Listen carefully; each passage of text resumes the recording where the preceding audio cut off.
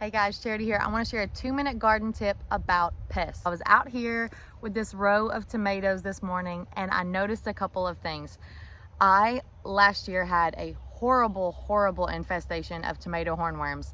They were so bad, I was picking like between 15 to 30 off every single day. So this year I'm committed to being a little more on top of it, and I want to show you something that I saw.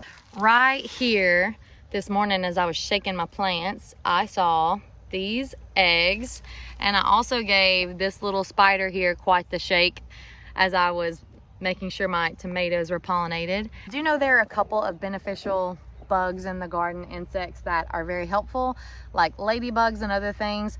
So what I've done is I have Googled those things that I know are helpful, looked at their eggs, and I've figured out that it's not that.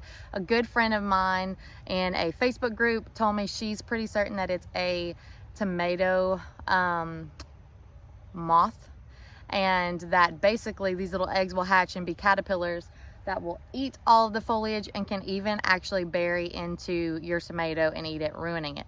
So I looked it up. I'm quite certain that's what it is. So what I'm gonna do is I am gonna come right here and I'm going to remove this leaf.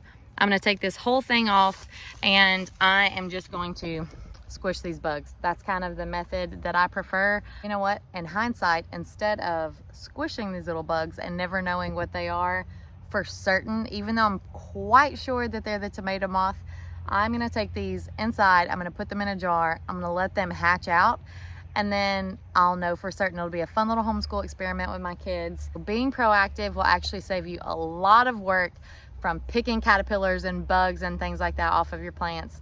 Come out, make sure that you're checking them.